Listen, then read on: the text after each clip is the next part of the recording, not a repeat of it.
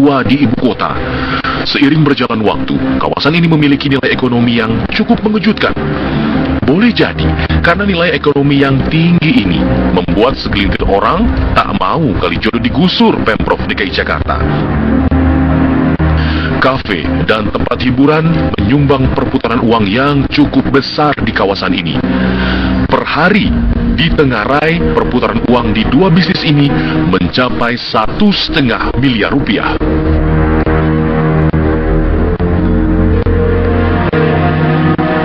Minuman keras juga memiliki omset yang sangat mengesankan. Seakan tak lengkap jika kongkow di kafe dan tempat hiburan tanpa kehadiran minuman keras. Per bulannya, omset minuman keras mencapai 5,76 miliar rupiah. Sebuah nilai penjualan yang fantastis. Sementara di luar itu, nilai ekonomi juga datang dari lahan parkir. Untuk mobil sekali masuk dikenai tarif super tinggi, Rp100.000 per kendaraan roda 4, sementara untuk roda 2 dikenai tarif Rp5.000. Pemasukan dari kantong parkir tinggal menghitung dari berapa kendaraan yang mampir ke kawasan Kalijodo ini. Tak cuma prostitusi, kawasan Kalijodo juga dikenal sebagai salah satu kawasan perjudian. Bisnis haram ini bisa menghimpun dana hingga Rp500 juta per hari. Menilik dari nilai ekonomi yang ada, maka tak heran jika ada yang keberatan dengan penggusuran kawasan Kalijodo ini.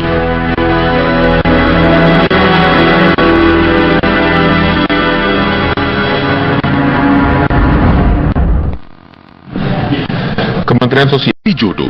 Siapa yang tidak kenal dengan kawasan prostitusi yang terletak di dua wilayah Jakarta ini?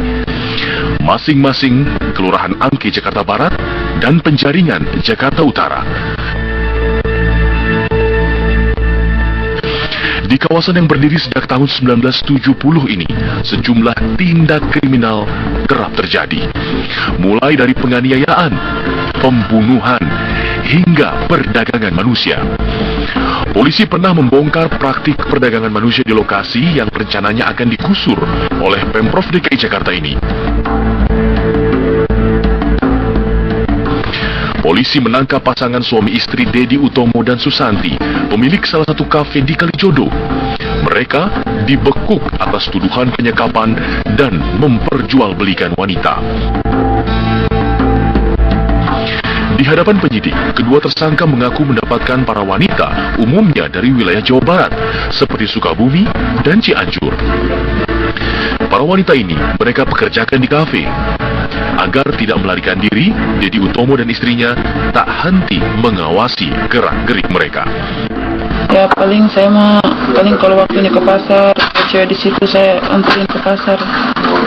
Tahu nggak cewek-cewek itu nggak boleh keluar, nggak boleh pulang?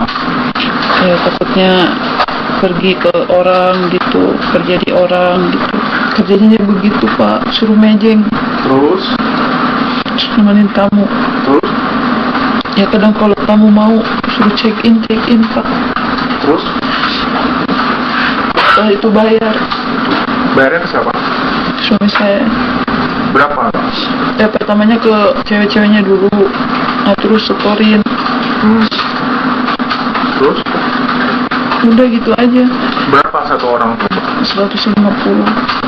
Kan suami saya bilang kalau memang benar-benar mau pulang, kamu tunggu yang nganter. Karena itu cuma sebagai pacar, bukan suami. Takutnya dia kalau ada apa-apa di luar, siapa yang tanggung jawab? Dalam pengungkapan kasus ini, polisi juga mengamankan 8 wanita yang masih belia dari lokasi kafe yang diduga menjadi tempat prostitusi. Mereka mengaku tertipu janji manis para pelaku. Wanita berusia 13 tahun ini dijanjikan akan dipekerjakan sebagai pembantu rumah tangga di ibu kota. Sampainya di Jakarta, ia kaget. Ternyata ia harus bekerja sebagai pelayan kafe dan wajib melayani para pria tamu-tamu kafe. Katanya dia bilang mau kerja di rumah nggak di Jakarta. Ya udah aku ikut aja. Sampai di Jakarta aku dibawa ke kafe. Gak bisa keluar lagi, gak bisa pulang lagi. Katanya namun kalau keluar harus punya uang 2 juta.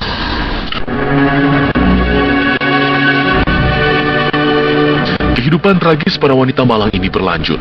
Selain paksaan, setiap langkah mereka pun kerap diawasi penjaga kafe. Ancaman akan dibunuh pun selalu keluar jika para wanita ini berbuat kesalahan.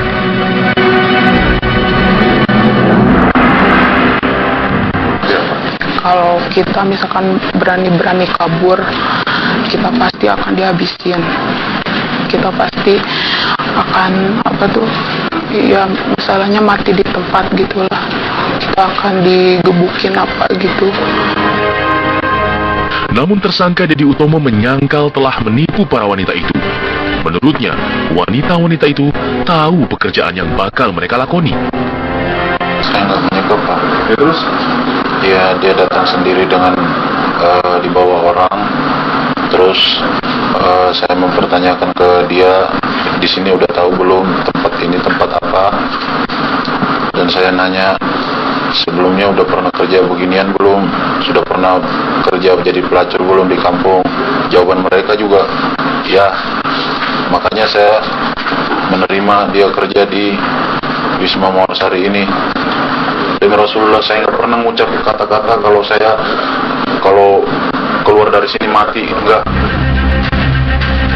Apapun jawaban tersangka, terungkapnya kasus ini menjadi catatan kelam bagi kawasan Kalijodo dan menjadi bukti kuat bahwa keberadaan lokalisasi kerap menjadi perangkap bagi para wanita muda terjerumus ke dalam bisnis terlarang prostitusi.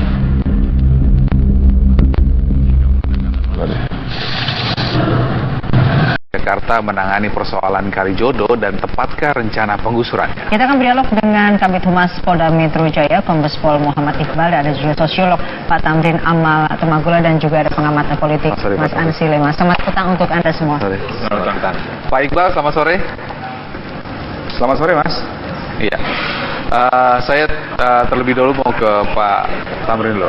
Pak Tamrin, Anda melihat rencana penggusuran Kalijodo kali ini sudah tepat dengan memperhitungkan dari segala hal, baik itu sosiologis masyarakat, baik itu dampaknya dan lain-lain. Anda melihat apa yang dilakukan oleh Gubernur ini sudah tepat atau banyak yang bilang ini terburu-buru dan rencana yang belum matang? Anda melihatnya? Saya pikir betul itu, bahwa ini terlalu terburu-buru dan tidak dipersiapkan secara matang. Kenapa Anda mengatakan? Jadi begini, sebenarnya contoh yang paling bagus yang pernah yang dilakukan oleh pimpinan kota gitu, itu adalah contoh dari Pak Jokowi di Solo. Yaitu dia datang dulu, dia ngomong dulu dengan rakyat di situ dan dia tahu dulu jaringan sosial dari rakyat yang hidup di situ seperti apa, jaringan ekonominya seperti apa. Karena baik jaringan sosial maupun jaringan ekonomi itu mereka udah rajut bergenerasi kan. Nah tiba-tiba sekarang ini ujuk-ujuk, orang Jawa bilang ujuk-ujuk, datang dibabat begitu saja. Nah itu berbahaya sekali karena rakyat ini kalau memang barangkali mau disiapkan tempat tinggal di rumah susun. Nah di rumah susun itu kan mereka harus membangun lagi jaringan sosial. Anak-anaknya yang sudah punya teman-teman itu harus membangun jaringan sosial dengan teman-teman baru. Kemudian jaringan ekonominya itu tidak dipersiapkan sama sekali. Sehingga saya kira barangkali caranya Pak Ahok ini mau menggusur Kalijodo itu sangat terburu-buru dan menurut saya tidak memenuhi persyaratan keadaban pemerintahan. Terburu-buru kalau Anda katakan perlu ada pengajian dalam arti bisa mempelajari bagaimana kondisi sosial masyarakat di sana, mulai dari ras, mulai dari bagaimana mereka kesalahan dalam bekerja. Dan itu ada contoh soal yang bagus, yaitu yang tadi saya sudah sebut di Solo, Pak Jokowi, dan di Bandung. Di Bandung itu tahun 70-an juga daerah kumuh miskin, daerah kumis yang juga penuh dengan prostitusi mau digusur. Ada peneliti dari Belanda diminta untuk mengkaji 6 bulan secara partisipatif tinggal di situ dan memetakan seluruh jaringan sosial yang ada, seluruh jaringan ekonomi yang ada, mulai dari tukang parkir, tukang warung, kemudian tukang cuci spray dan segala macam dari tempat-tempat prostitusi itu dilihat semua. Karena ini bukan sekedar masalah moralitas, bukan sekedar penataan kota yang indah, bukan sekedar masalah keamanan. Bukan sekedar memindahkan ya Pak? Ya, bukan sekedar 3 hal itu. Kan pemerintah kota selalu 3 hal yang ditimbang. keindahan kota, moralitas dan keamanan. Bagaimana dengan kesejahteraan rakyat itu kalau sudah dicabut dari akarnya itu kan sebenarnya. Nah itu bukan hanya memindahkan secara geografis, itu mencabut jaringan sosial dan jaringan ekonomi. Nah karena itu saya usulkan kepada Pak Ahok jangan buru-buru, bikin kajian yang mendalam dan bagaimana solusinya disiapkan dulu, baru bertindak. Jangan bertindak dulu, baru solusi. Saya pikir sangat mengerikan itu. Baik. Saya mau ke Pak Iqbal. Pak Iqbal, siang tadi ada rapat terkait rencana relokasi dan penggusuran Kalijodo. Apa hasil dari pertemuan hari ini, Pak Iqbal? Ya, kita tadi pukul 10 sudah menggelar rapat koordinasi dipimpin oleh Bapak Pangdam dan Bapak Wakapolda, kebetulan Bapak Kapolda ada tugas lain, yang diikuti oleh seluruh satker terkait, di antaranya Wali Kota Jakarta Utara, Wali Kota Jakarta Barat, dan semua perangkatnya. Dan kita membahas bagaimana teknis ya yang terkait dengan rencana pemerintah provinsi untuk menertibkan Kalijodo ini. Tentunya itu domain pemerintah provinsi. Artinya begini, pemerintah provinsi ingin meminta masukan bagaimana teknis pelaksananya nanti. Dan apa yang disampaikan oleh pengamat terdahulu itu sudah dikaji. Ada solusi sistem yang akan diberikan oleh pemerintah provinsi. Tidak dapat kami sebutkan di sini. Nanti itu adalah domainnya pemerintah provinsi. Polda Metro Jaya dalam hal ini bersama teman-teman dari Kodam Jaya selalu melakukan backup terhadap seluruh kebijakan pemerintah provinsi yang tentunya bermuara atau berorientasi pada kepentingan masyarakat. Dan boleh saya sampaikan, pada saat kami bertugas di Jakarta Utara tahun 2013, rencana penertiban ke kawasan Kalijodo sudah dimulai sebenarnya, tetapi ada selective priority untuk melakukan kapan dan waktunya. Tetapi sekali lagi, Polda Metro Jaya dalam hal ini akan menggelar operasi kepolisian, ya, represif penegakan hukum untuk preventif sebenarnya. Kami tidak ingin kawasan ini menjadi gangguan-gangguan yang nanti akan ada korban berikutnya. Baik, nanti kita kalau bicara secara detail, Pak, apakah memang teknik pelaksanaan salah satu adalah pendekatan terhadap warga di sana, tapi kita harus break sejenak. Kita kembali di Dialog Kabar Petang sesaat lagi. Kait rencana penggusuran atau relokasi Kalijodo. Dari situ polisi menyimpulkan apakah benar-benar memang sudah siap, dalam arti sudah memperhitungkan dampak sosialnya, dampak ekonomi, dan lain-lain. Polisi melihat sudah ada kesiapan itu sehingga kemudian ini bisa dieksekusi. Ya, tadi dipaparkan semua aspek yang ada di situ, aspek-aspek sosial dan seluruh dampak-dampak sudah diperhitungkan oleh teman-teman dari pemerintah provinsi. Artinya bisa kami katakan bahwa pemerintah provinsi sudah sangat siap. Ada solusi sistem yang sudah disiapkan, contohnya Rusunawa. Terus juga ada hal-hal yang harus juga diidentifikasi. Contoh juga mungkin ada yang mempunyai KTP, bagaimana yang tidak mempunyai KTP, dan lain sebagainya. Maaf, saya tidak bisa uraikan lebih jauh karena ini domain teman-teman pemerintah provinsi. Artinya, kami sekali lagi berkewajiban untuk mensupport seluruh kegiatan pemerintah provinsi yang berorientasi kepada kepentingan masyarakat. Nah, tetapi ada lagi sisi lain yang akan kami lakukan. Kami sampaikan di sini bahwa Polda Metro Jaya akan melakukan operasi-operasi kepolisian, dalam hal ini penegakan hukum. Sama artinya dengan menggelar razia-razia setiap hari, 1 hari 2 kali, bahkan lebih di jalan-jalan untuk meniadakan gangguan keamanan. Jangan sampai nanti kawasan tersebut itu menelan korban kembali, atau setidak-tidaknya ada peredaran-peredaran miras atau narkoba dan sebagainya. Tunggu saja, kami akan turun untuk menggelar operasi kepolisian, penegakan hukum, tentunya represif untuk preventif, pencegahan tentunya, tidak akan timbul lagi korban, misalnya mobil Fortuner, atau 1 tahun yang lalu ketika kami masih berada di Jakarta Utara, bertugas maksud kami, ada beberapa kawan kami, bahkan polisi yang menjadi korban di situ, dan beberapa juga masyarakat menjadi korban akibat berkelahi yang motifnya perebutan katakanlah wanita, dan juga akibat juga miras dan sebagainya. Intinya begitu, kami akan masuk ke situ. Itu kalau kita berbicara mengenai operasi kepolisian nanti akan dilakukan di sana. Lalu bagaimana dengan teknik pelaksanaan sendiri di kepolisian, Pak? Apakah memang akan ada pendekatan terhadap warga-warga di sana, atau mungkin tokoh yang memang ditakuti, karena ini adalah hal yang sangat cukup berat ketika penggusuran Kalijodo dilakukan. Ada pendekatan tertentu yang akan dilakukan oleh pihak kepolisian ke depan nanti, Pak Iqbal? ya itu menjadi hal yang paling utama. Komunikasi adalah menjadi hal yang paling penting dan utama. Maka dari itu leading sektornya adalah pemerintah provinsi, tentunya Polda Metro Jaya juga tergabung dalam tim itu, dan teman-teman Kodam Jaya dan semua mungkin masyarakat yang ada di situ yang satu persepsi akan melakukan komunikasi dengan semua pihak. Artinya kegiatan pemerintah provinsi ini tidak ujuk-ujuk. Mereka melakukan komunikasi yang maksimal, melakukan himbauan, melakukan batasan-batasan, melakukan sosialisasi tentang solusi sistem yang ditawarkan oleh pemerintah provinsi. Ini menjadi tahapan yang paling utama. Yang kedua tentunya kami sebagai Polri ya, penegak hukum atau katakanlah penjaga keamanan, kami melakukan supporting mapping ya, identifikasi terhadap siapa-siapa, kelompok-kelompok mana yang dimungkinkan untuk melakukan perlawanan. Untuk kami dekati pula tentunya untuk melakukan himbauan. Artinya jangan juga nanti kita melakukan penertiban, kita melakukan supporting kepada pemerintah provinsi, ada hal-hal yang resistensinya tinggi.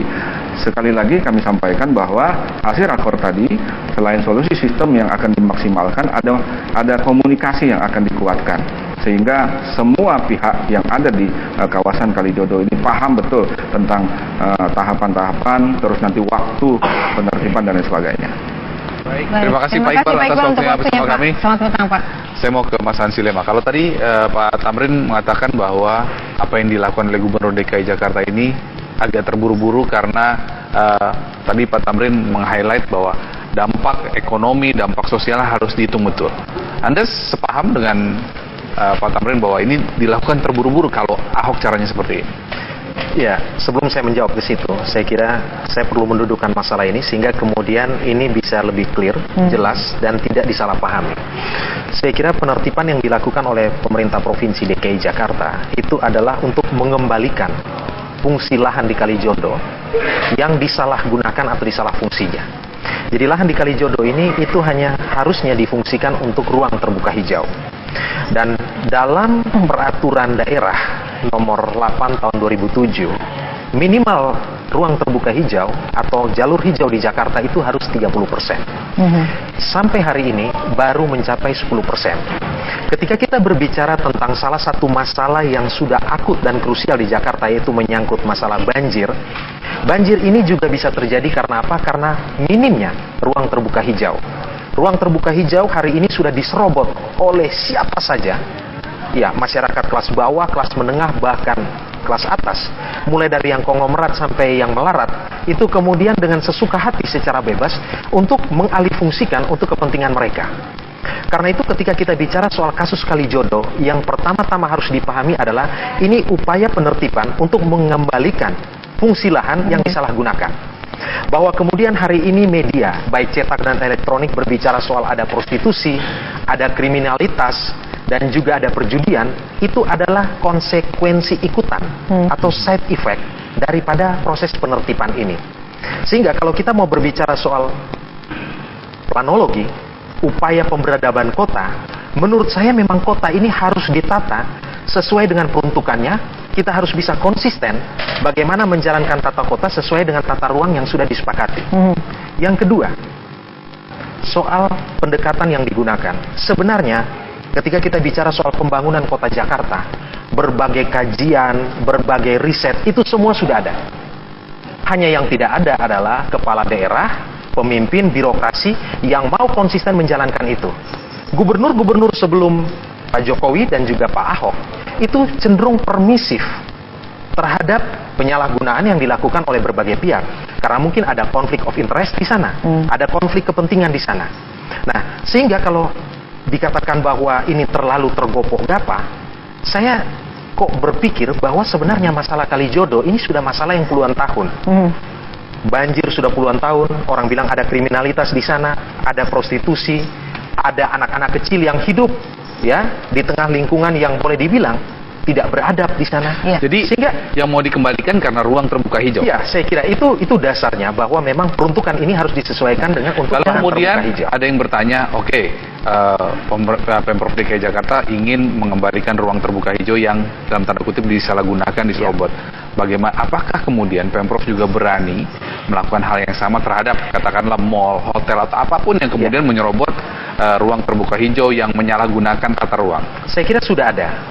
Ahok sudah menindak satu pusat perbelanjaan di Jalan MT Haryono yang itu adalah dimiliki kalau tidak salah oleh Yayasan TNI Angkatan Darat, Kostrad. Itu bisa dicek.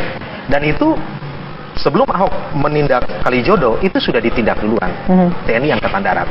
Nah, saya ingin mengatakan begini, apakah publik pernah paham bahwa ketika Kalijodo ini dipergunakan oleh keluarga kita atau sebagian dari masyarakat atau warga Jakarta secara tidak benar dan dampaknya itu kepada publik, sebenarnya ada kepentingan umum yang lebih besar yang dikorbankan. Apa? Banjir. Dan ini puluhan tahun masyarakat yang tidak hidup di Kalijodo itu menerimakan dampaknya. Dan hari ini sebenarnya pemerintah provinsi itu lagi membutuhkan lahan ini untuk ditata secara benar sehingga kemudian proses mengatasi banjir ini perlahan-lahan tapi pasti ini bisa diselesaikan begitu. Dan saya kira ketika kita bicara soal warga Kalijodo kan harus juga berpikir tentang kepentingan masyarakat yang lebih luas. Puluhan tahun mereka hidup di situ dan puluhan tahun juga terjadi banjir. Kita tahu bahwa Kalijodo ini adalah wilayah pertemuan dari sejumlah kali. Dan selama ini era-era gubernur sebelumnya itu cenderung mendiamkan atau bahkan membiarkan. Dan sekarang yang agak menjijikan, calon-calon ataupun kandidat-kandidat gubernur itu datang dengan pendekatan yang sok simpatik, kemudian mau menarik hati warga Kalijodo gitu. Nah ini saya kira ini juga harus diletakkan pada konteks dan posisi yang tepat gitu. Baik, kalau Anda melihat saya sepakat dengan kata penataan dan sebenarnya saya tidak nyaman dengan kata penggusuran karena penggusuran di situ nadanya itu menggunakan kekuasaan keras. Ini kan redaksionalnya TV One. Iya makanya. Jadi ini saya koreksi TV One juga, jangan pakai kata penggusuran. Jadi yang paling bagus sebenarnya kata dia itu adalah penataan. Cuma saya sepakat di situ, cuma saya beda di hal lain. Penataan yang dibuatkan oleh Bung Ansil itu penataan fisik wilayah. Tapi penataan yang saya maksud adalah penataan kehidupan rakyat. Jadi fisik itu jangan dipisahkan dari rakyat, dari warga. Jadi fisiknya bagus, ditata lebih bagus, lebih indah, tidak banjir, tidak macet. Tapi jaminan kelangsungan kesejahteraan rakyat juga harus ditata. Nah, dalam hal Kalijodo ini dilupakan dan terburu-burunya di situ. Kalau misalnya tadi Bapak katakan terburu-buru, apakah memang ini sudah darurat? Dijawabnya nanti Pak. Kita harus kita kembali. Selama ini nggak pernah disentuh, makanya. Tidak memakai penggusuran, tapi kita menggunakan penataan begitu. Kalau Anda melihat, apakah memang sudah sedarurat ini penataan harus dilakukan di Kalijodo? Ya, mestinya ya. Saya tuh waktu zaman mahasiswa, saya beruntung waktu mempelajari sosiologi kota, kita dibawa ke ruang operasional DKI. Waktu itu waktu gubernurnya Sumarno, itu seluruh rencana tata ruang DKI itu sudah ada di situ, sudah beres, sudah bagus. Kalau gubernur sesudahnya dia mau melakukan itu, bagus sekali. Tapi kemudian kan tidak. Mengapa? Seperti Bung Ansel tadi bilang, karena di Jakarta ini ada kekuatan-kekuatan superpower yang berkuasa, pemuda, tokoh-tokoh agama, kelompok-kelompok preman. Nah, ini yang menguasai Jakarta. Jadi pemerintah siapapun, gubernur siapapun akan kewalahan gitu. Nah, sehingga rencana yang dulu zaman Sumarno sudah ada tahun 70-an itu berantakan semua. Jadi tata ruang Jakarta itu sudah kacau nggak karuan. Nah, sekarang kalau mau ditata lagi bagus. Penataan itu saya setuju. Jadi tapi komplit, penataan yang komplit, penataan fisik geografis dan penataan warga. Warga itu adalah kehidupan yang layak sebagai manusia di dalam kota Jakarta. Karena kota tanpa warga bukan kota. Gitu. Jadi kepentingan warga harus. Nah, warga di Kalijodo jangan dihitung dengan angka yang seperti tadi itu. Itu semua angka tadi itu harus dikalikan 5. Karena perhitungannya keluarga. Satu keluarga 5 anggota. Karena ada anak-anak. Iya, semua yang angka-angka tadi harus dikalikan 5 semua. Bayangkan itu berapa banyak itu. Jadi ya kita sedang berbicara tentang nasib dari berpuluh ribu.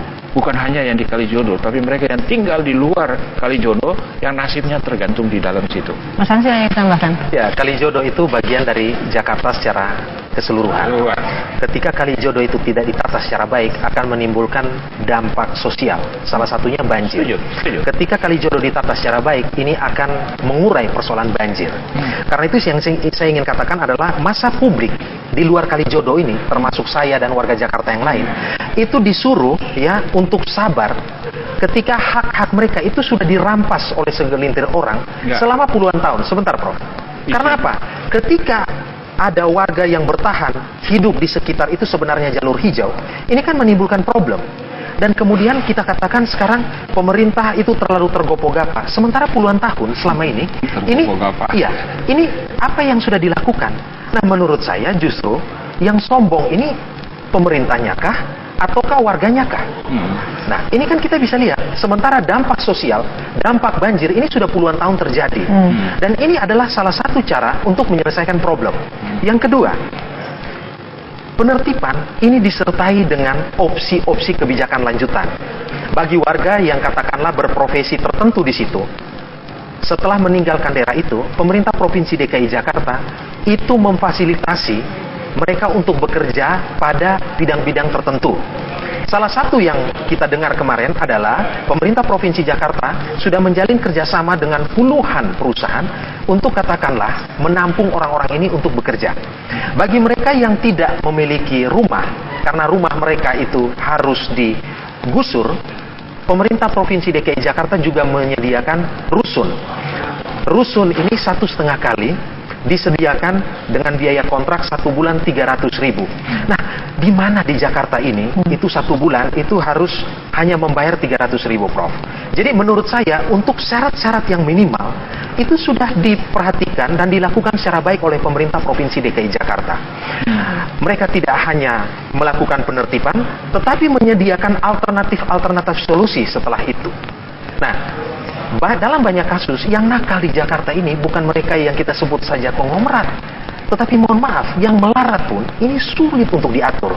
Saya juga ingin bertanya kepada Prof, kalau kita bicara soal konsepsi negara, kita belajar soal teori sosiologi dan yang lain-lain, negara itu adalah satu-satunya entitas atau institusi yang diberikan otoritas untuk menggunakan dalam tanda petik oleh konstitusi menggunakan aspek pemaksaan dalam tanda petik. Betul. Dalam konteks ini, sebagai mantan mahasiswa, saya ingin tanya kepada Prof. Ya. Nah, sekarang saya menjawab. Kira-kira seperti itu, Prof. Untuk kepentingan dan kesejahteraan bonum comune, kepentingan yang lebih luas. Sekarang saya menjawab. Betul itu yang dikatakan oleh Bung Ansul itu, bahwa negara adalah satu-satunya pihak yang dibenarkan oleh hukum untuk memaksakan kehendaknya. Betul itu. Nah, cuma ada komanya kan, negara kita adalah negara hukum demokratis. Apa artinya demokratis? Harus ada partisipasi dari warga. Yang keliru dari semua opsi yang ditawarkan oleh pemerintah kota itu adalah kerjasama dengan perusahaan yang mau menampung mereka. Jadi mereka diperlakukan sebagai korban-korban, bukan diperlakukan sebagai survivor. Tapi mereka diperlakukan sebagai harusnya seperti apa? Harusnya sebagai survivor, orang yang punya potensi, yang menunggu penyaluran. Jadi sebenarnya yang harus dilakukan itu bukan pemerintah mengajukan opsi apapun, itu sepihak. Opsi harus dengan warga dibicarakan bersama, duduk bersama. Kamu maunya bagaimana? Kamu dulunya apa? Keahliannya apa? Jaringannya gimana? Ayo kita atur bagaimana kedepannya. Sebenarnya itu tidak terjadi. Jadi rakyat ini hanya disuruh di fait accompli. Kamu pilih ini atau kalau seperti saya ingat di waktu Kramat Tunggak dulu ketika hendak dibubarkan itu salah satu preman-preman itu diberikan opsi pilihan mereka bekerja sebagai security. Apakah itu salah satu? Saya nggak tahu. Mudah-mudahan Pak Iqbal itu orang yang pernah menguasai masalah di sana itu memberikan solusi yang dalam hal keamanan juga bagus. Tapi yang saya ragukan itu adalah tidak adanya kesiapan solusi sosial ekonomi yang dibicarakan bersama dengan warga. Ada rumah bukan opsi yang satu hal lagi soal prostitusi itu Kramat Tunggak itu jadi masalah. Kenapa? Juga Doli di Surabaya jadi masalah itu kenapa? Tadinya itu bisa tertampung di dalam itu, bisa dikontrol. Sekarang itu prostitusi tumpah ke bypass. Bagaimana public health itu? Nah, Kalijodo itu kalau digusur juga tempat prostitusi tanpa ada satu penyaluran dan penanganan yang berkelanjutan dan bertanggung jawab, saya kira akan mengakibatkan. Silakan Mas Ansi. Saya kira proses deliberasi yang di pemerintah Provinsi DKI Jakarta itu sudah dilakukan. Masyarakat sudah diajak berdiskusi. Salah satu dua solusi yang tadi saya sebutkan, memberikan mereka tempat tinggal, karena di Jakarta ini ada 5 tertib, salah satunya adalah tertib hunian tadi, yang menawarkan rusun kepada mereka, dan juga lapangan pekerjaan, itu adalah 2 dari sejumlah tawaran hasil konsensus pemerintah provinsi dengan warga. Ada tawaran-tawaran lain lagi yang diminta oleh warga, tetapi yang tidak bisa dipenuhi oleh pemerintah provinsi. Apa misalnya? Berapa kali duduk bersama itu? Saya akan lanjutkan. apa misalnya? Misalnya mereka minta itu pemerintah provinsi harus membayar PBB. Nah, ini kan ada asas pajak. Kalijodo nih, Kalijodo. Iya, Kalijodo. Ini asas pajak. Kalau Anda sudah menggunakan tanah dan itu sudah ada manfaat, bahkan manfaat ekonomis, komersial di sana, itu kan tidak bisa lagi menuntut untuk diganti rugi. Apalagi tanah yang Anda tinggal itu adalah tanah milik negara. Anda tinggal di suatu tempat, Anda wajib membayar PBB. Ya, oke, ada akta jual beli, ya, tetapi Anda tidak memiliki sertifikat karena ini adalah tanah negara. Mestinya negara itu yang menuntut balik mereka yang sebenarnya ini sudah puluhan tahun menyerobot untuk kepentingan privat, bahkan kepentingan komersil. Tetapi itu tidak dilakukan oleh pemerintah provinsi. Jadi saya kira dalam kasus ini, Prof, pemerintah atau kita pun orang ini juga harus memberikan edukasi dan juga pencerahan kepada publik bahwa selama puluhan tahun kalian ini sudah bertindak salah, menyerobot tanah negara, mengambil profit dan keuntungan dari sana, dan tiba-tiba Anda minta ganti rugi. Kalau toh pemerintah provinsi memberikan ganti rugi, dari mana basis legitimasi ataupun basis legalitasnya? Nah, ini tidak mungkin dipenuhi. Yang bisa dipenuhi adalah apa? Adalah hunian yang disediakan dalam bentuk rumah susun, dan yang kedua yang bisa dipenuhi memfasilitasi mereka untuk mendapatkan lahan pekerjaan. Apakah ini bukan bagian dari sesuatu kebaikan? Saya terima semua argumen itu. Yang saya hanya mau tambah adalah pencerahan tidak hanya harus dilakukan terhadap warga, tapi juga pencerahan terhadap pemerintah kota Jakarta sendiri. Karena cara-cara pemerintah kota Jakarta selama ini itu sebenarnya kurang sekali pergi ke lapangan, mengetahui persis masalah di lapangan, dan kemudian menawarkan duduk bersama dengan warga untuk mencari solusi. Selalu ditodong dengan opsi-opsi yang disiapkan oleh pemerintah kota. Ini kan yang menolak ini adalah mereka yang umumnya memiliki kepentingan ekonomis dan komersil di situ, yang kemudian mendorong warga untuk kemudian melakukan resistensi. Jadi ini juga sudah keruh. Ada yang punya kepentingan politik, kepentingan ekonomi. Terima kasih Mas Langsung. Nanti akan duduk bersama, akan dilakukan. Terima kasih. Jadi mereka harus duduk bersama. Itu poin saya. Mudah-mudahan ada. Terima kasih Prof. Mas Langsung, terima kasih. Dan sudah perbincangan kita di Kabar Petang. Kami masih hadir di segmen berikutnya di mana pemeriksaan kejiwaan tersangka kasus Mirna Salihin Jessica Kumala Wongso